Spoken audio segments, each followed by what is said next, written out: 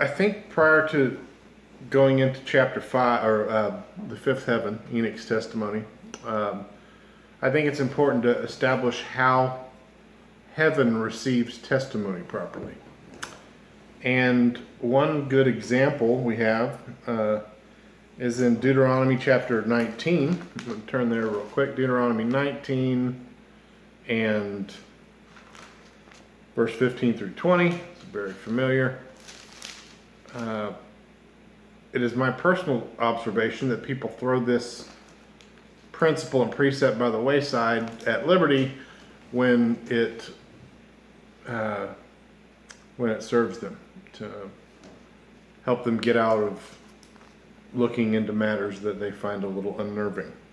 So in Deuteronomy 19:15 through 20, it tells us,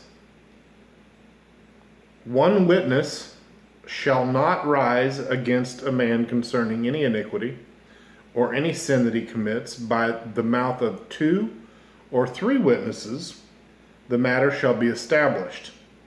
If a false witness rises against any man to testify against him of wrongdoing, then both men in the controversy shall stand before the Lord, before the priests and the judges who serve in those days, and the judges shall make careful inquiry. And indeed, if the witness is a false witness who has testified falsely against his brother, then you shall do to him as he thought to have done to his brother. So you shall put away evil from among you. And those who remain shall hear and fear, and hereafter they shall not again commit such evil among you. So, good principle and precept, right? Everybody tends to agree with that on the surface, except when it comes to Enoch. And Enoch's testimony, and Enoch's eyewitness testimony, established with 3 witnesses, namely Enoch and the 2 angels, who testify of each layer of heaven accordingly. As every single layer is established, and everything that is witnessed therein is established by multiple witnesses. And so, if you will recall, I began this little treatise by saying that people throw it out, that precept and principle, when it suits them. And yet, in the book of Hebrews, chapter 10, verse 28, does trample truth to the ground and reject the principles in the testimony of Enoch, and they will do so while coalescing under their particular religious brand, Christianity, Judaism, Islam, and receive and worship the host of heaven.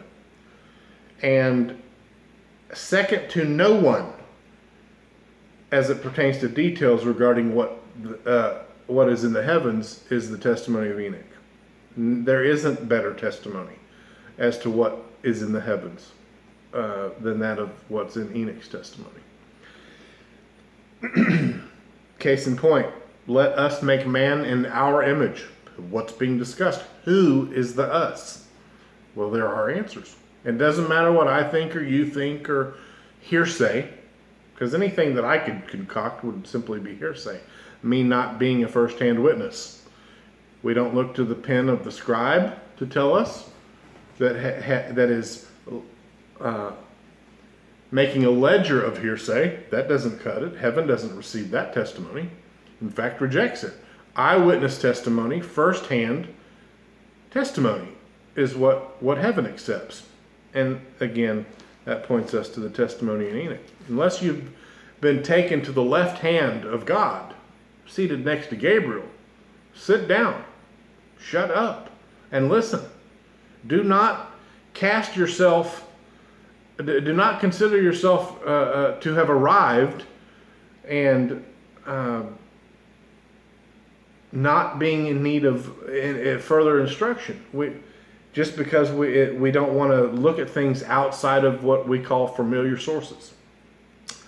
There are answers to the let us make man in our image, and we're going to look at that in some detail. We're going to look at who it wasn't, and in fact, who it was. That based on eyewitness testimony. So the rant over, and we'll look in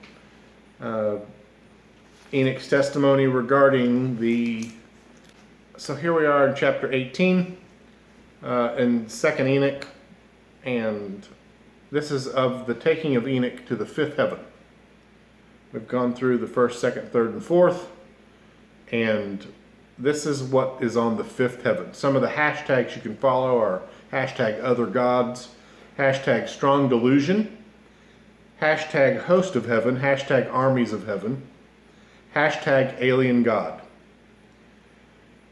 The men, that is the two angels who Enoch described as having an appearance of men, like men. It's also a common description in the canonical sources. The men took me to the fifth heaven and placed me, and there I saw many countless soldiers.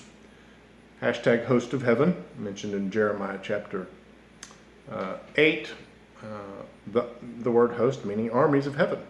Countless soldiers called Grigori, and they are, of course, of human appearance. Now, folks, this is going to take the world by storm because they've not been taught this. So here we have Enoch's eyewitness testimony and the two angels that escorted him of what happens on the fifth heaven. They see soldiers called Grigori of human appearance, and their size was greater than that of great giants, and their faces withered, and the silence of their mouths perpetual. And there was no service on the fifth heaven. And I said to the men who were with me, wherefore are these very withered, and their faces melancholy? Why are their faces withered and melancholy, and their mouths silent? This is, of course, juxtaposed to the beautiful things that Enoch heard on the third heavens, and also the beautiful things that he will hear and see in the realm of light above this fifth realm, namely the sixth heaven. So he's puzzled by why there's no service unto the Lord here. And here's the explanation. Why is there no service in this heaven? And they said to me, these are the two angels. Remember the three witnesses that establish a matter? And they said to me, these are the Grigori, who with their prince, Satan, meaning the adversary of El, or God, rejected the Lord of light. And after them are those who are held in great darkness on the second heaven.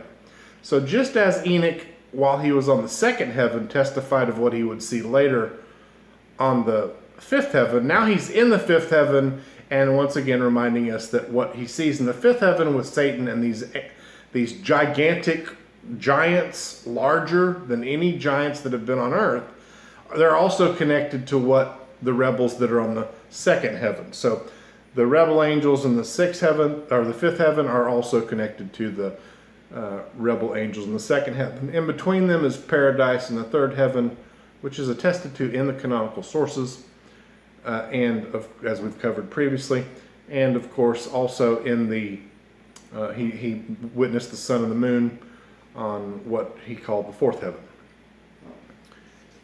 So the description that the angels give him is that of soldiers or armies whose leader is Satan, who rejected the Lord of light, and after them are those who are held in great darkness on the second heaven. And three of them went down onto earth from the Lord's throne to the place Hermon. That's Mount Hermon between Syria and Israel. It's also the place where the Messiah stood. Again, I like to drive this home when he said the gates of hell will not prevail. It's the largest mountain in the region. And again, it's in the Golan Heights. And it is where the Messiah stood when he said the gates of hell will not prevail. Upon this rock I will build my assembly, and the gates of hell will not prevail. And these beings went down to Hermon, Mount Hermon, and broke through their vows. They took an oath, one with the other, on the shoulder of the hill, which is the side of the hill, of Hermon, and saw that the daughters of men, how beautiful they were, or beautiful they are, and they took themselves wives and befouled the earth with their deeds, who in all times of their age made lawlessness and mixing, and giants are born, and marvelous big men with great enmity.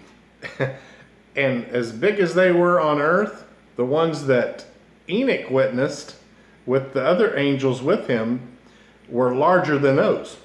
And they're in the fifth heavens. In Revelation, that is the Satan and his messengers that are cast down in the very near future, who agree to give the beast power to continue, and men's hearts will fail them for what is coming upon the earth.